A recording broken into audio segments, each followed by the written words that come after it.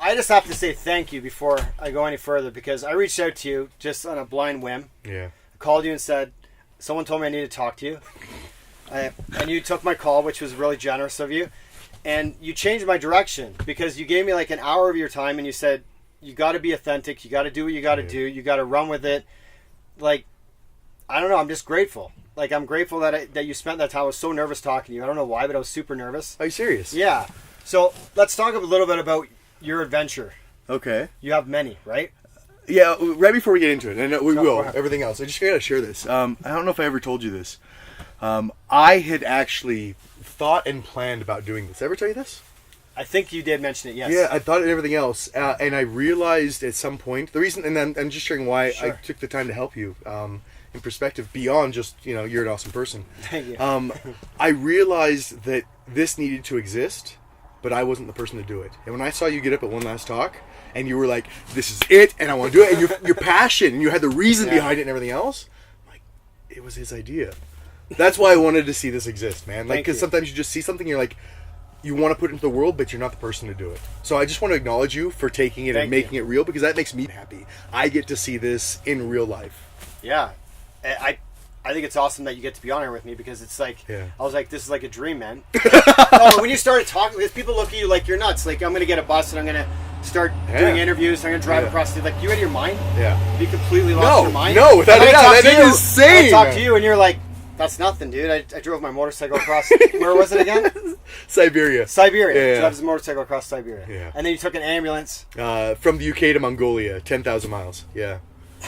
This makes look this shit like sane. This is like normal. No. Well, I mean, it just minds of a similar thing, right? What it's doing is it's defying convention, right? If you're put into a box, why would you live in that box? You don't have to live in that box, and instead it's, what is it that I deeply want to do, and how can I make that real, right?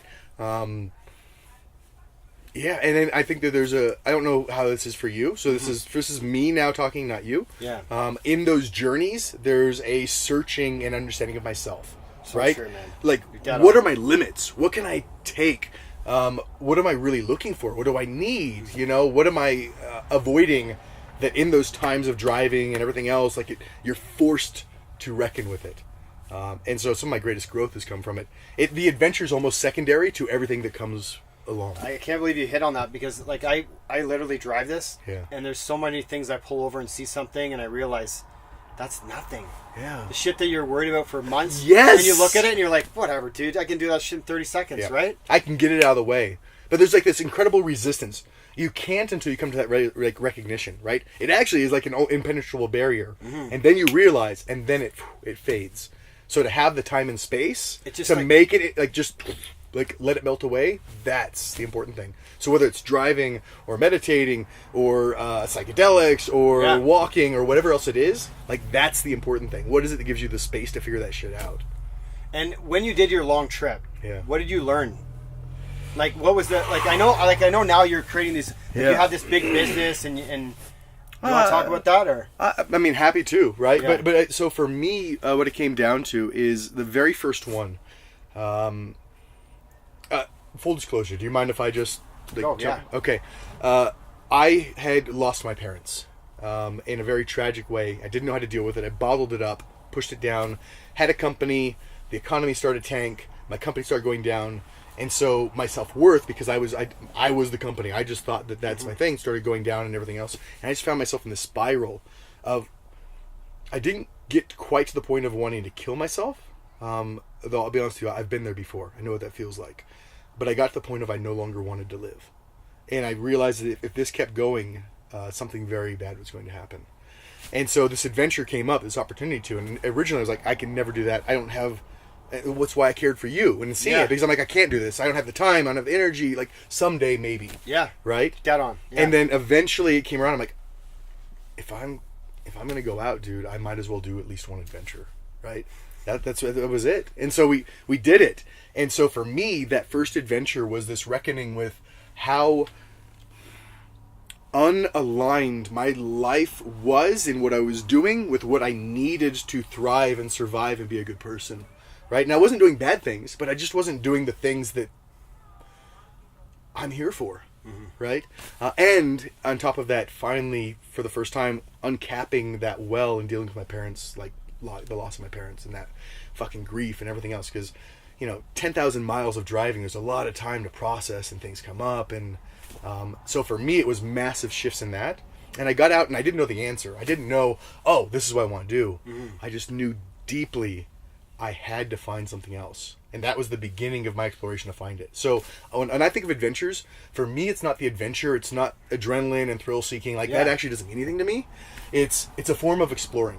And I don't care how you explore. It's all about trying to figure this out and everything around us. That's what exploring is to me.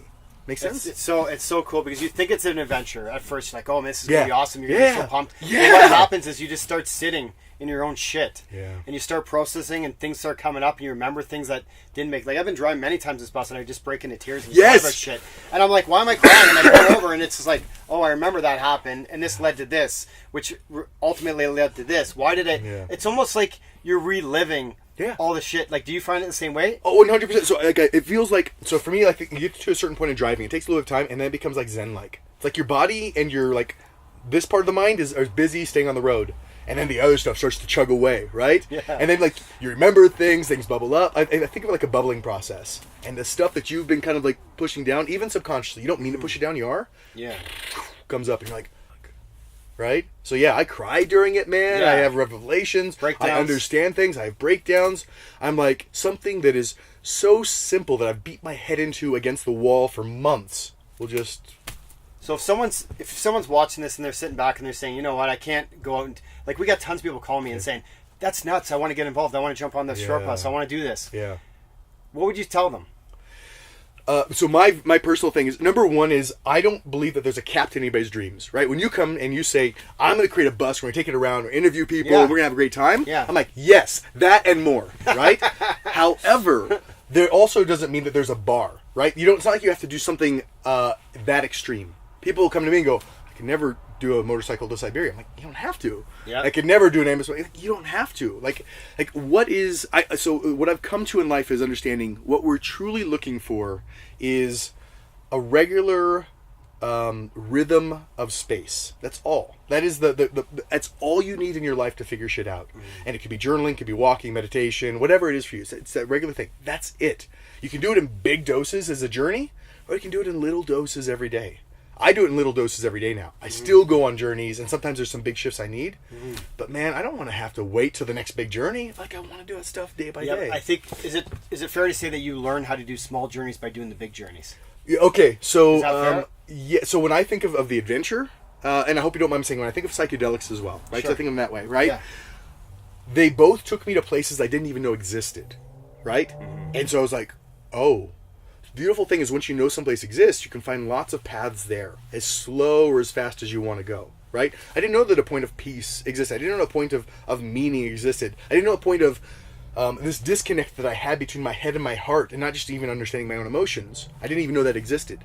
But once I knew it existed, well, there's a lot of ways to get there, man. So many ways, and you just choose the way that works for you day to day. Dude, you're like a master with words. What the hell happened to you, man? Thank you. I think about these things a lot. I think about these things I can so see, much. man. Like, you're blowing my mind right now. Thank you. Yeah, I appreciate that. That's the hope. Like, my dreams going forward, right? So you're doing this. My dreams going forward is, I see more and more of the world. I'm going to use America as an example, but it's the entire world. Who have this small group of people who are fortunate enough, who can see where the world is going and see where technology is taking the world, understand some of the lessons that we're talking about just being true to yourself, and embracing change and curiosity, being kind to yourself, right? And we're fortunate. And a lot of people talk to us and share those lessons with us. But most of the world is out of the bubble. They don't know. They don't understand. They feel left behind. Yeah. And so what I'm looking at is, as I'm starting to figure these things out, right? And I'm not the only one. It's not like I'm special. I can articulate them. Yeah. How can I take that message to a larger group of people so we can then bring more people? So it's not like the 1% and 99% left behind. Fuck that, dude. Yeah. I want 80% of the people or more over here thriving and embracing all the changes that are coming and not scared and not put down and not left behind. And I want to be a bridge to do that. So that what I'm trying to figure out is, how can I take my message forward in the best way to help people along the way outside of our group and our bubble. So you're working on that. I know you did some adventures. You're Yeah. creating some personal retreats. Is that what you call it? Yeah, so it's kind of, so for me it's a continuum, right? Okay. I don't have the right words for this yet because we're still pulling a lot of stuff together. And I love that. You know, that's I love that terminology right there, because you're feeling your way through it. Yeah. You're not like, this is what I'm going to do, right? Dude, the best plans get all messed up. Yeah, like right? this. My wife said to me, she goes, "You know what normal people do?" I said, "I don't know what normal people do." She's like, they come up with a plan and then they buy the bus and then they build it. Yeah. I'm going to buy the bus because I would be too scared not to. Yes, and then you can't. Then you're have to do moving something. forward. Yeah. Yeah. So that's it. It's that thing. And so, excuse the words and everything else, but I think of how can we get the everyman and speak to the everyman and help them become forward into, I don't know the word, like the empowered everyman, right? And then that person kind of understands what's going on around them. And then I think the world is becoming more entrepreneurial. So then can that person become, a little bit of the entrepreneurial everyman? And then you have like the empowered entrepreneurial everyman. And so the messages I'm trying to share right now are towards the everyman, and the retreats that I go on are to help create the leaders in this new world, right? Love it. So they're playing on the same spectrum, just to slightly different groups within that same thing, right? And that way there's a progression. Like when you get done with this and you understand this, here's where you go next. So you're making a roadmap.